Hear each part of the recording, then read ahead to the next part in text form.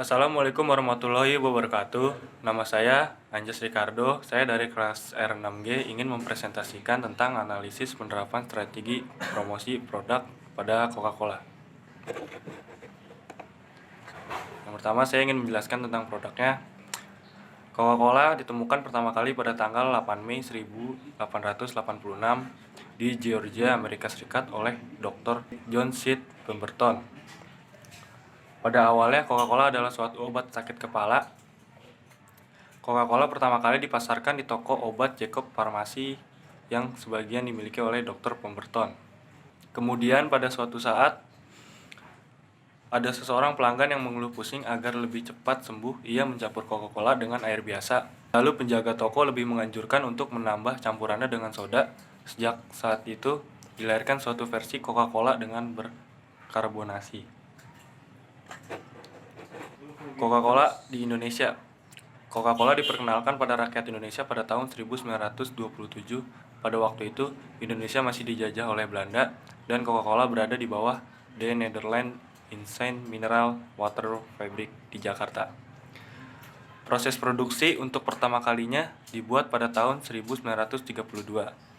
Proses pertama kali tersebut adalah sebesar 10.000 krat dengan dibantu oleh 3 buah truk pengangkut dengan jumlah karyawan sebanyak 25 orang. Sedangkan pada masa penjajahan Jepang pada tahun 1942 sampai 1945, produksi Coca-Cola dihentikan. Setelah kemerdekaan Indonesia, perusahaan ini diambil oleh The Indonesian Bottle atau IBL dengan status perusahaan nasional. Coca-Cola bisa ditemukan di toko-toko atau warung terdekat dengan harga 3.500 sampai 18.000 sesuai ukurannya. Berikut adalah jenis kemasan Coca-Cola, dari kemasan kaleng hingga kemasan botol.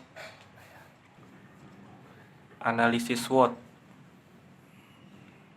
Yang pertama, kekuatan atau strength. Menjadi pemimpin di pasar atau market leader. Yang kedua, formula rahasia produknya tidak mudah ditiru oleh para pesaing. Yang ketiga, sistem distribusinya yang telah menambah hampir ke seluruh dunia, yaitu beroperasi hingga lebih dari 200 negara. Yang keempat, produk-produk yang terus-menerus diluncurkan serta promosi yang gencar, yaitu telah memproduksikan 400 merek yang terdiri dari 2.600 produk minuman. Yang kelima, sebagai inovator dalam industri soft drink. Yang keenam, desain yang ramah lingkungan dan diterapkan CKM. Yang ketujuh, rasio-rasio keuangan, rehabilitas, likuiditas, solvabilitas, dan profitabilitas sehat. Yang kedelapan, melakukan bottling investment dengan beberapa investasi. Yang kesembilan, mempunyai struktur organisasi yang sangat baik. Yang ke-10, Coca-Cola memenangkan penghargaan untuk kategori kemasan kaleng dari jenis produk yang paling inovatif dan atraktif. Yang ke-11, net operating revenue tumbuh 4% menjadi 24,1 billion dan operating income tumbuh 4% menjadi 6,3 billion. Selanjutnya, kelemahan atau weakness. Yang pertama, isu kesehatan. Tidak baik untuk kesehatan apabila dikonsumsi secara terus-menerus. Mengandung HFCS yang dapat memperburuk obesitas dan diabetes. Adanya pestisida bahan kimia berbahaya pada kemasan Coca-Cola, air soda mengandung racun.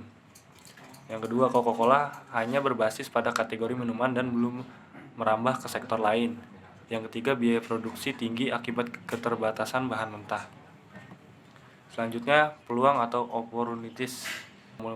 Yang pertama, pertumbuhan sebesar 7,5% yang terjadi pada pasar minuman ringan non-soda dan 8,5% pada air mineral kemasan merupakan peluang yang tidak bisa dipandang sebelah mata oleh Coca-Cola.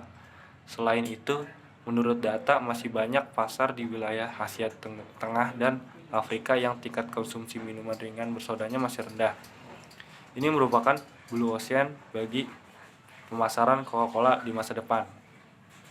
Yang kedua, meningkatkan gaya hidup beberapa konsumen akan soft drink.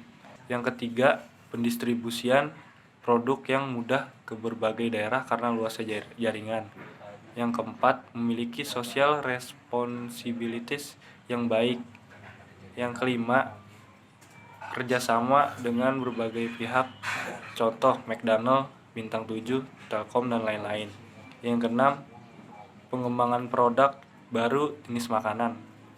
Yang ketujuh, pertumbuhan iklan di internet karena penggunaan internet telah meningkat. Yang kedelapan, bahan penduduk utama dapat tergantikan oleh produk lain. Selanjutnya, ancaman atau threat.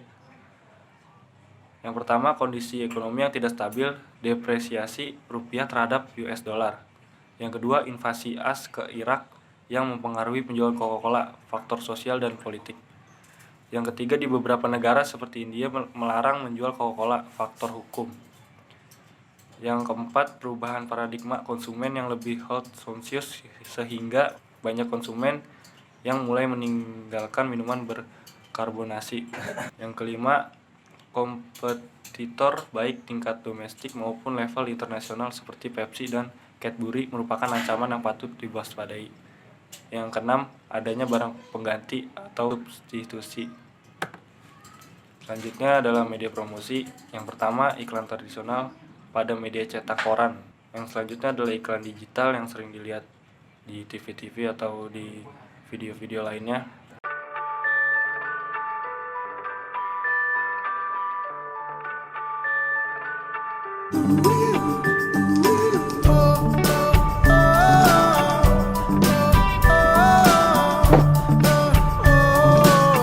Oh, happy hour.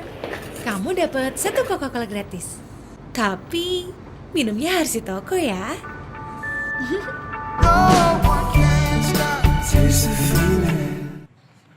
Yang ketiga adalah sponsorship pada Euro 2016. Yang keempat adalah event penjualan minuman Coca-Cola yang dapat undian berhadiah dan dikunjungi pabriknya di Cibitung. Sekian presentasi dari saya. Assalamualaikum warahmatullahi wabarakatuh.